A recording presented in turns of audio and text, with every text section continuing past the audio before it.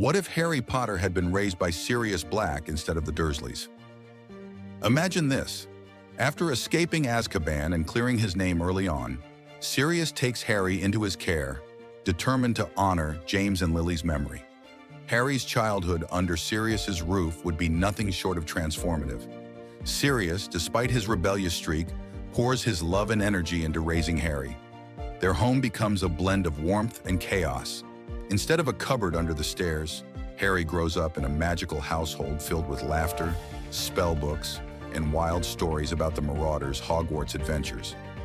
Harry's life is steeped in magic from the beginning. By age 8, he knows how to summon a broomstick, cast lumos, and even prank people with enchanted objects, something Sirius teaches him with pride. But what kind of person would Harry become? Unlike the timid and modest boy shaped by the Dursleys, this Harry is bold, confident, and unafraid to stand his ground. Sirius encourages him to embrace his magical heritage and to never let others belittle him. This confidence, however, has its consequences. When Harry arrives at Hogwarts, he doesn't meekly accept Hagrid's introduction to the wizarding world. He dives into it head first, asking questions about his parents, Voldemort, and the role he's meant to play. The Sorting Hat pauses during Harry's sorting. Gryffindor seems obvious, but the hat senses something else. Ambition, independence, and a hunger to prove himself, traits Sirius inadvertently fostered. "You could do great things in Slytherin," the hat whispers, and Harry, intrigued by the challenge, agrees. Even Slytherin has already subscribed to this channel.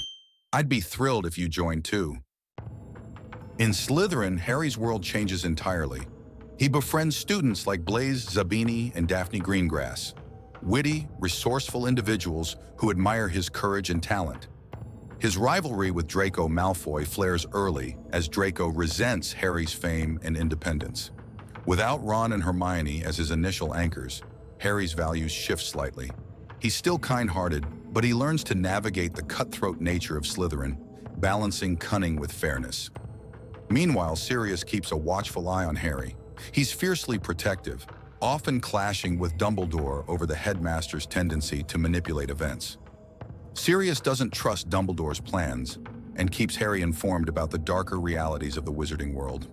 This makes Harry more skeptical of authority, a trait that later plays a key role in his decisions.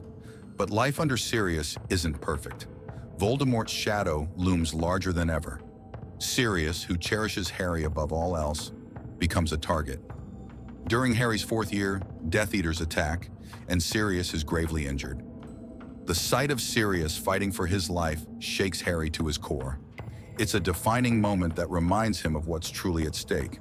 As Voldemort returns to power, Harry begins to realize that his position in Slytherin gives him unique insight into the enemy's tactics. He infiltrates conversations, uncovers secrets, and uses his Slytherin connections to gather information. This sets him apart from the Harry we know, a boy not just brave but strategically brilliant. But what happens to his relationships? Without Ron and Hermione as his closest friends, Harry forms different bonds. Daphne becomes a voice of reason, while Blaise offers sharp insights. And yet Harry often feels a void. He misses the deep, unwavering loyalty that his Gryffindor friends might have offered. When the final battle comes, this Harry faces Voldemort not just as a hero, but as a tactician. He uses every skill Sirius taught him, every ounce of cunning he developed in Slytherin, and every connection he's forged along the way. Voldemort underestimates Harry's resourcefulness and pays the price. But what of the future? With Voldemort gone, Harry returns to Sirius's side, battered but victorious. Their bond, forged through years of love and adversity, remains unbreakable. Yet Harry can't help but wonder, how different would his life have been if he'd taken another path? The story ends on a reflective note. Harry, now a man shaped by courage and cunning, stands with Sirius on a quiet hill overlooking Hogwarts. "You've done James proud," Sirius says, his voice filled with emotion.